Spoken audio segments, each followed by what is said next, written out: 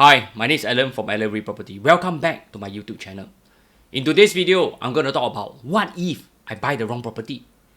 Do you know, I got the inspiration to do this topic after I was woken up from a bad dream lately. I dreamt about how I committed to a lousy property on impulse and I regretted it. That scared me out from my bed. When I told my wife, she said I think too much already. Anyway, I'll be exploring some case studies regarding some property purchase made by some buyers. I just wonder if the outcome will be the same if they have decided on another property instead. Have they made the best decision then?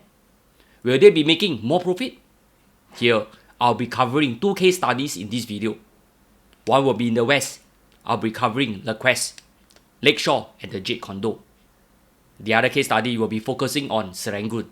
I'll be covering condos such as Affinity at Serangoon, Sunglade and Kensington Park. With that, let's dive deeper into the numbers. I can still recall back in 2016, Qingjian Realty secured a mixed development site in Bukit Batok. They have outbid 10 other bidders for this GLS in the West. This is their first mixed development after having developed many other ECs in Singapore. In 2017, they launched LeQuest condo for sale.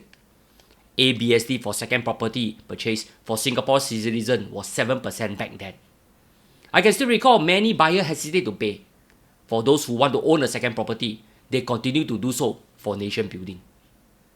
LeQuest was selling for 1,002 to 1,003 per square feet initially back in 2017, before increasing to 1,004 per square feet.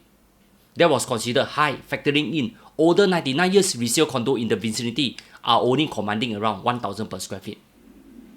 For LeQuest to sell a premium is justifiable because of its newer lease and is a mixed development. Sales were good and units moved even before the announcement of the Jurong Regional Line in 2018. To date, LeQuest has appreciated by 31%. Not too bad for the mixed development. I can still recall back then, resale properties such as the Lakeshore in Jurong, which is next to the Lakeside MRT station, is 51 km to Rulang Primary School and a neighborhood market which is located right across the street. Lakeshore is slightly older by 15 years. It was going around 950 per square feet to 1,100 per square feet. I'm always puzzled why the prices were at such a huge discount of between 30 to 40%. It seems to be a cheaper option considering its superior location next to a MRT station. How lousy can that be? If you take reference from 2017 to date, the Lakeshore fared 39%.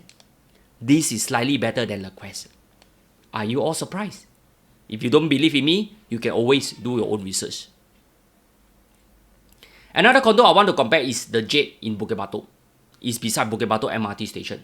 The Jade is a 99 years condo from 2001. Prices then were hovering around 900 to 1,000 per square feet. I can still recall some conversation that it is not advisable to buy condo that are more than 15 years old because of their limited capital appreciation and price was stagnant. I mean, they are so clever.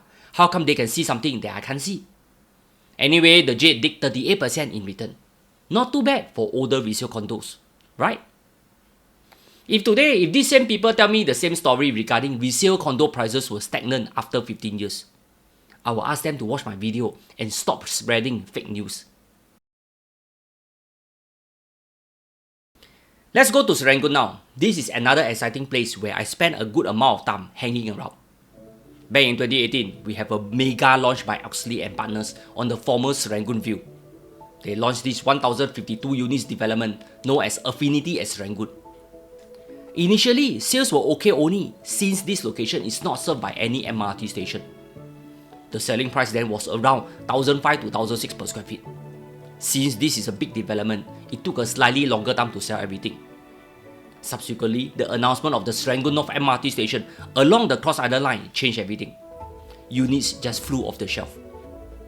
In 2018, Affinity was selling at an average price of 1,529 per square feet. Today, it's going at 1,815 per square feet.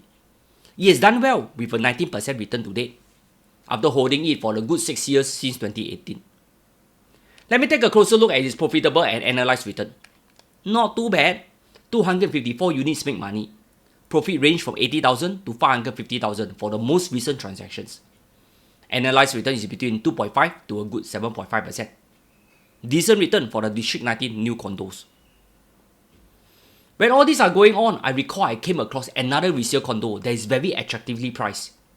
Sunglade is a 99 years condo with its lease from 2000. It is super next to Serangoon MRT station and next shopping mall. Back then in 2018, its average transacted price was around 1164 PSF. Today, they are doing 1564 PSF. This is a return of 34% to date. Surprise, right?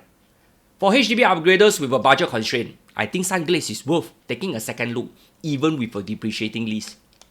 At current valuation, I think this is still a fair market value for the space and convenience it has to offer.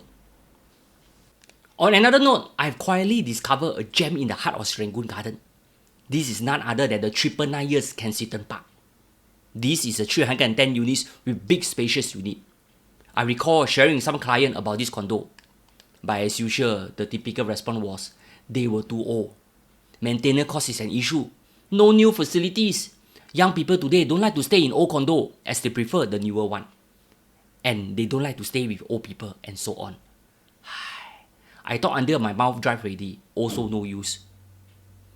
Back then in 2018, Kensington Park was going at 1074 per square feet. Today, they are doing 1595 per square feet. This is a massive 49% appreciation to date. This is really solid return. I know many of you will not believe in me. How can an older 999 years condo outperform by 49% against the 19% return for its newer counterparts and 34% against the 99 year Sunglade? You don't believe in me? Let me share with you a real profitable transaction. This unit I assume is a maisonette that measures 2024 square feet. It was purchased back in 2019 at 988 per square feet or $2 million. This owner, I assume, renovated the unit and sold it in May this year for a cool $3.5 million. He made a cool $1.5 million profit or a solid 12.9% annualized return in just 5 years. Impressive. This is what I call Li Hai. What can we learn here? The above case study has shown that older resale condo can also do well, whether they are 99 years or on freehold tenure. There are still profit to be made in this segment, if you know how to identify them. Some of the conditions include the timing of the market, the entry price, the exit strategy, and the end product itself. Don't write them off. Many investors are making money quietly by adopting this simple strategy. I know many are obsessed with making money in property investment. They will go to the extent of spending money attending investment courses for thousands of dollars in 5-star hotel. Why waste so much money? For what? If you really want to enrich yourself in property, please go and attend this course organized by my company, PropNext, for only $97 for the 2-day course. This is damn cheap. This is not about making money. This is what I call value adding back to the community. Back to the question, what if you have bought the wrong property? No worry, just make sure you don't repeat the same mistake twice. With that, I've come to the end of this video. If you have any housing plans to sell or rent out your properties, I'm more than happy to assist you. See you in the next video.